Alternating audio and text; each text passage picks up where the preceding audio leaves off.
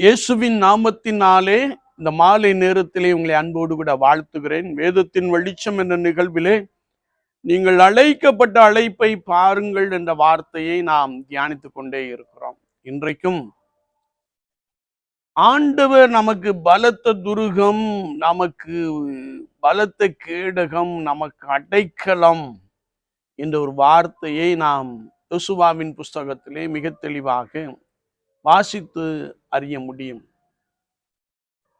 யாரெல்லாம் கர்த்தராகிய இயேசு கிறிஸ்துவை அண்டிக் கொள்ளுகிறார்களோ, யாரெல்லாம் கர்த்தராகிய இயேசு கிறிஸ்துவை நோக்கி பார்க்கிறார்களோ, அவர்களுக்கு அவர் அடைக்கலமும் பலனும் ஆபத்து காலத்தில் அனுகூலமான துணையுமாய் இருக்கிறார் என்று கர்த்தருடைய புஸ்தகத்திலே நாம் தேடி வாசிக்க முடியும்.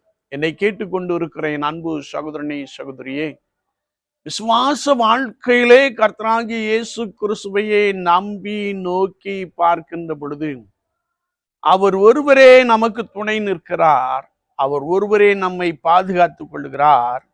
அவர் ஒருவரே நமக்கு அடைக்கலமும் கேடகமும் உயர்ந்த அடைக்கலத்தின் கண்மலையாயும் இருக்கிறார் என்று வார்த்தை சொல்லுகிறது. கண்மலையாகிய கிறிஸ்துவை நாம் அண்டிக் கொள்வோம். அவர் நம்மை பாதுகாத்துக் கொள்ளுவார். நம்முடைய தகுதியினால் அல்ல, அவருடைய மகாபிரிய கிருபையினாலே நம்மை பாதுகாத்துக் கொள்ளுவார். மிகப்பெரிய அழிவுக்கு நம்மை மீட்டி விலக்கி ரட்சித்துக் கொள்ளுவார். ஆண்டவர் அப்படிப்பட்ட கிருபையை நமக்கு நிறைவாய் கொடுப்பாராக. ஆமீன், ஆமீன்.